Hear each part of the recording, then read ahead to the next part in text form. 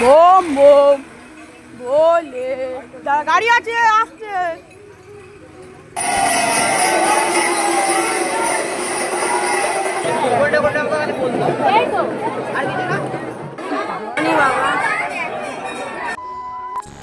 হরে কৃষ্ণ, রাধে রাধে। আবার একটা blog video নিয়ে চলে এলাম।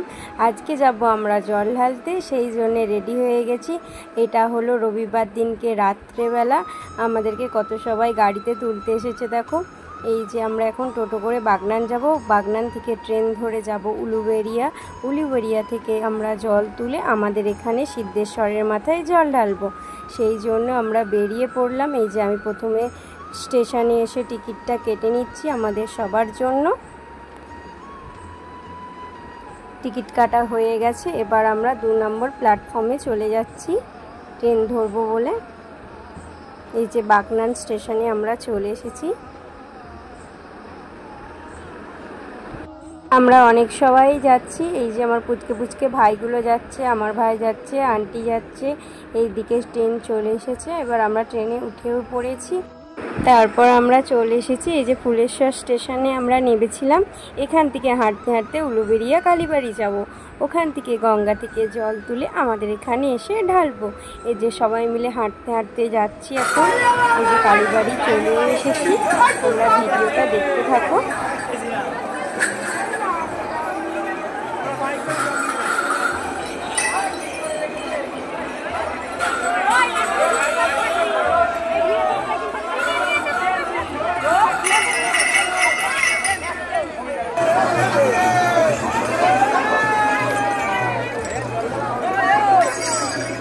আমরা এসেই আগে প্রথমে ঘট কিনতে চলে এসেছিলাম, মাটির ঘট কিনেছিলাম 2টো। এবার ভালো করে দেখে নিচ্ছি। এবার ঘট কিনা হয়ে গেছে, ঘরটা রাখতে গিয়েছিলাম, রেখে একটু ঘুরতে এলাম বাইরের দিকে। অনেক ভিড় হয়েছিল, আর তোমাদেরকে নদীর অবস্থা দেখাই চলো। যেহেতু জোয়ারের সময়, সেই জন্য জলটা কত দূর পর্যন্ত চলে এসেছে। এবার আমরা গঙ্গায় স্নান করে নেব। স্নান করে চলেও এসেছি। এখানে ভাই ঘরটা ঠিক করছে ভালোভাবে, আমি বাঁকটা ধরে নিয়ে দাঁড়িয়েছিলাম।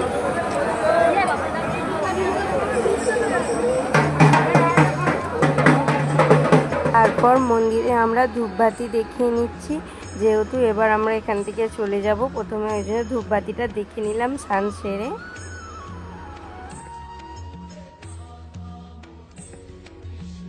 এখন বাজে 2:45, আমরা বেরিয়ে পড়লাম। এই যে ভাই আর আমি যাচ্ছি, পেছনে আন্টি ভাই আরে আসছে।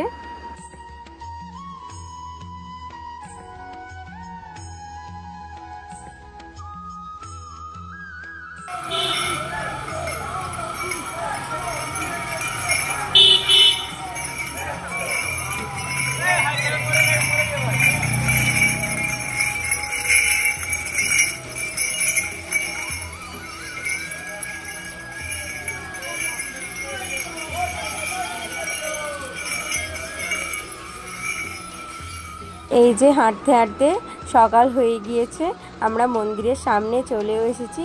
প্রথমেই এসে তোমাদেরকে আমাদের বাবা সিদ্ধেশ্বরের দর্শন করিয়ে দিলাম, চলো।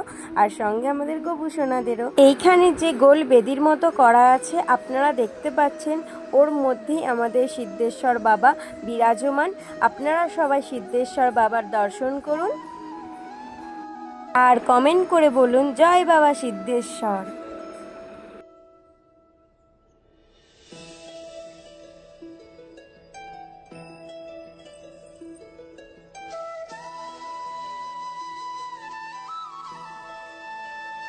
এখন আমরা মন্দিরে কিছুক্ষণ বসে থাকবো, কারণ এখনো বামুন ঠাকুর আসেনি বলে।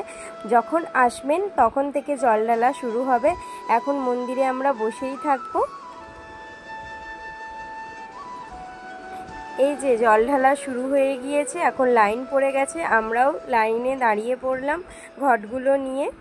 আস্তে আস্তে আমরা মন্দিরের সামনেও চলে আসলাম। এবার আমরা জল ঢেলে দেব, আর বাপি তারপর আমাদের আনতে এসেছিল। ভিডিওটা এখানেই শেষ করলাম।